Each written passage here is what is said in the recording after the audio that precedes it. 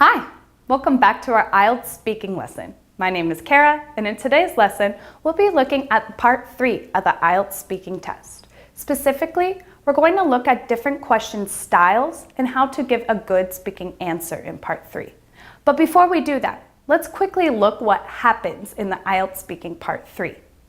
Part 3 takes between 4 to 5 minutes, and you'll be asked about 4 to 8 questions. These questions are connected to the topic discussed in part 2, and they're usually more in-depth. Also, what makes part 3 different from part 2 is that the entire part 3 is a two-way discussion with the examiner. The examiner will first ask you questions, and based on your answers, the examiner will ask some follow-up questions. So really, the whole process is sort of like an interview. Let's take a look at what a question in part 3 might look like. Okay. Let's say the question you got in part 2 is like this. Since it is about electronic equipment, in part 3, the examiner will ask you questions related to electronic equipment.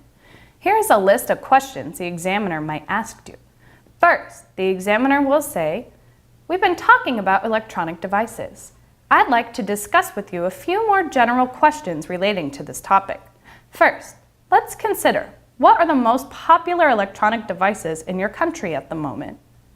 So this is the first question.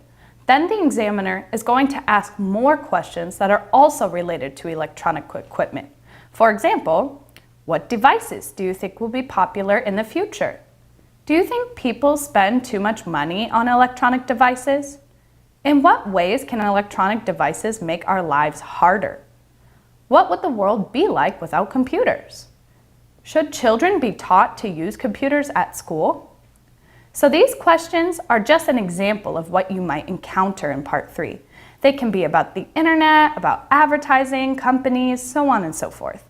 These questions can be anything. So if you're not a native speaker, part 3 questions can be very challenging. For that reason, I recommend you go to our website, bestmindtest.com/IELTS, to prepare for part 3 questions. On our website, you can find 50 common IELTS speaking part 3 topics. Each topic has 5 to 8 questions. If you can master all these questions on our website, you will definitely do a much better job at this part. All right, let's get back to the question.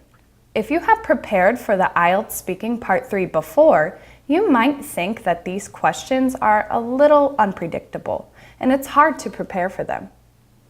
However, if you look at them closely, you can see some patterns among the questions.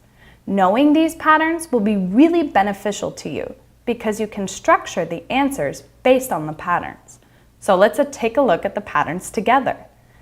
Generally speaking, questions in IELTS speaking part 3 will be structured like this. For example, give your opinion on a topic or express your preference about something. Let's take a look at some example questions.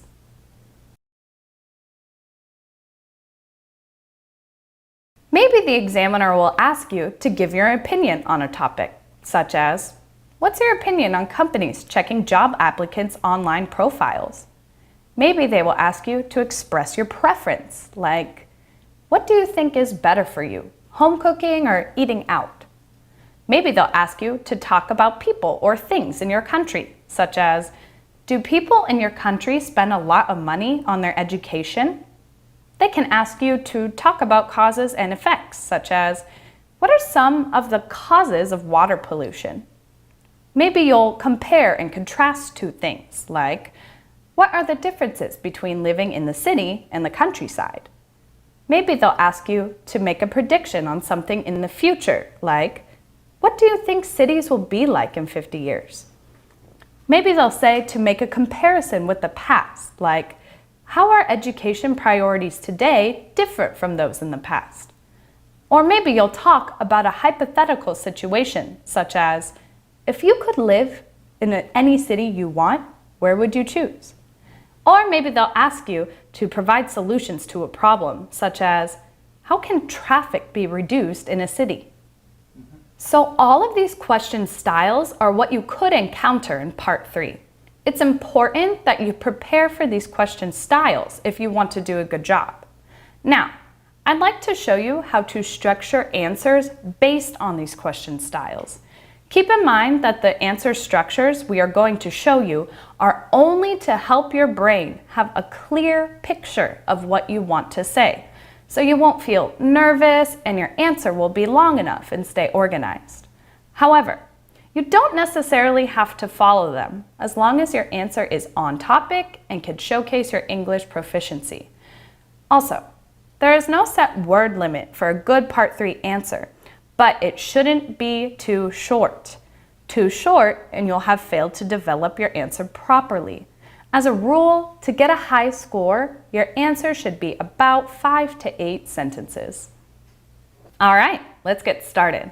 We will show you a sample question, sample answer, and a recommended answer structure for each question style. As you listen to the sample answer, pay attention to how the sample answer is organized based on the structure. You can also repeat what you heard or pause the video and practice by providing your own answer to the question. Now let's start with the first question style, making a prediction on something in the future.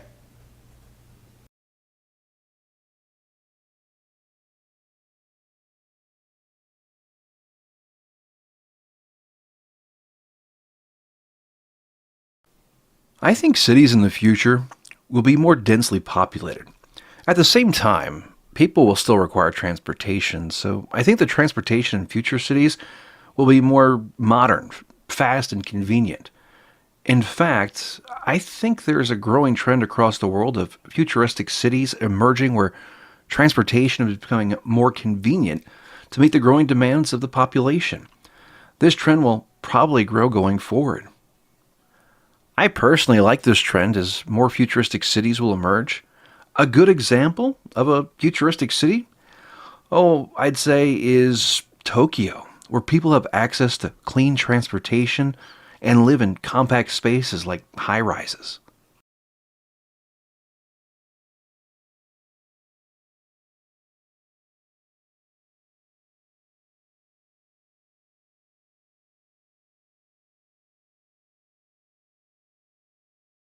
In the past few decades, there have definitely been some noticeable changes in education through generations.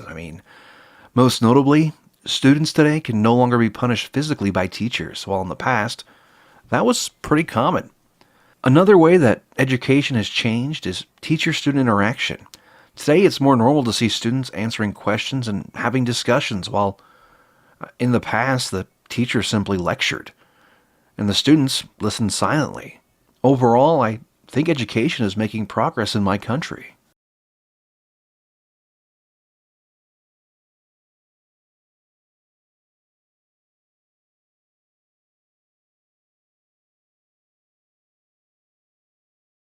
For me, there are quite a few differences between life in the city and life in the country.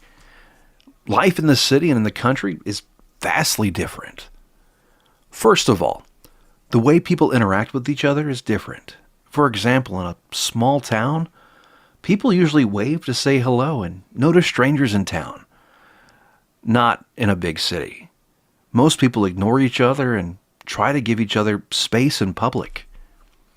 Another big difference between the two is the amount of noise, which is higher in cities and lower in small towns.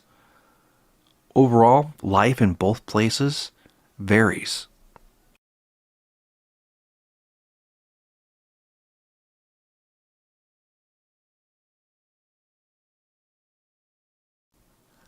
I think violence on TV is the most problematic for children. But there isn't really a simple way to make it stop because there is a demand for action, horror, and excitement on TV. The way I see it, there are two possible ways to deal with violent TV shows. The first is to make policies that actually ban that kind of programming altogether, although that would likely not be popular. The second way could be to educate people on why violent TV shows are problematic and see if they will stop watching the shows to lower the demand for them. I mean, either way, I think this problem probably isn't going to disappear with just one simple solution.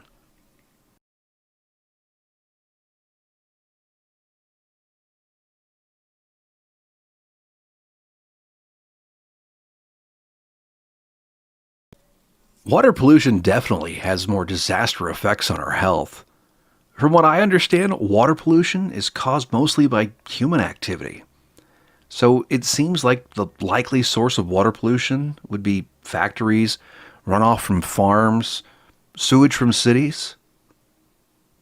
For instance, I've seen a few studies recently that declared the Australian Great Barrier Reef to be dead due to man-made pollutants and garbage in the water. I think it's quite sad, as that probably could have been prevented if people paid more attention to the effects big industry has on the environment.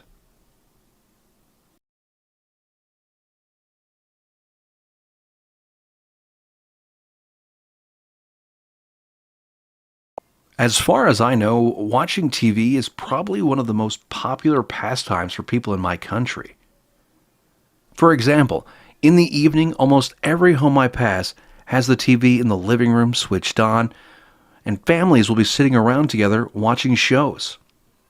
I think most people like watching the news or watching dramas.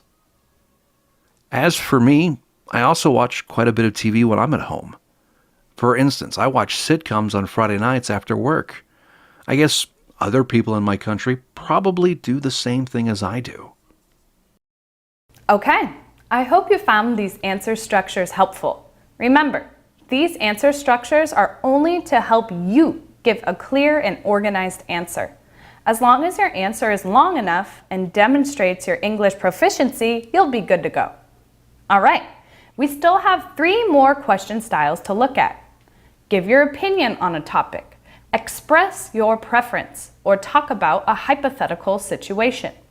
For these question styles, you can use the following structure to form your speaking response. First, answer the question. Then, explain the reason. Lastly, give examples to support your reasons. This is the structure we'll use for these question styles. Again, let's look at our examples.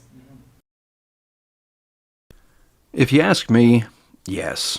I think that some people spend too much money trying to keep up with the latest trends in technology. However, I can understand why they do it, because these days devices become obsolete almost immediately after they are purchased. For example, a new smartphone might have some great new cameras today, but tomorrow another one will appear with an even better camera. Then everyone will want to upgrade to the new device. As for me, I'm satisfied with using a slightly outdated device in order to save money until I really need a new one. Even though I love to read, the reality is I spend quite a bit more time watching TV. I think the main reason I watch more TV is because it's lazier, which is unfortunate, but at the same time, there are some great shows to choose from. For instance, one of my favorite shows is Dexter, which has great writing and interesting plot and well-developed characters, just like a book. I think in the age we live in now, TV is just going to keep getting better and better, so I'm probably going to continue watching more TV. If I could change the world with my writings, my biggest priority would probably be to educate people about how and why they need to make changes to what they buy, what they eat, and consume to help save the environment. The main reason is that people nowadays are using so much disposable plastic in products that this has led to many environmental problems. If my writing could change our consumption habits, that would have a drastic effect on our environmental footprint. For example, I've seen a few studies recently predicting that by 2050, the mass of plastic in the world's oceans will exceed the mass of all the fish that live there. If that happens, the entire food chain will be severely damaged. Okay, that concludes today's video. I hope what we have taught you today helps you have a better idea of how to prepare for IELTS Speaking Part 3.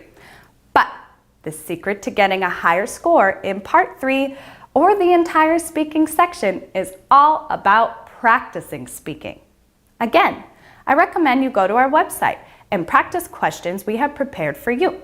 If you don't know what to talk about, you can look at or listen to our sample answers. You can also find a speaking partner and practice the entire speaking section together so you are fully prepared. In upcoming videos, I will talk about common English phrases, idioms, and vocabulary that you can use in your IELTS speaking answers. If you can use these phrases in your answers that usually only native speakers use, it will show you can talk just like a native speaker. And that is really important grading criterion in IELTS speaking. Okay, the upcoming vocabulary videos will be categorized by topics. So the next video will be about useful vocabulary for answering questions relating to the topic of travel. So make sure you stay tuned in and don't miss it. Thank you and see you soon.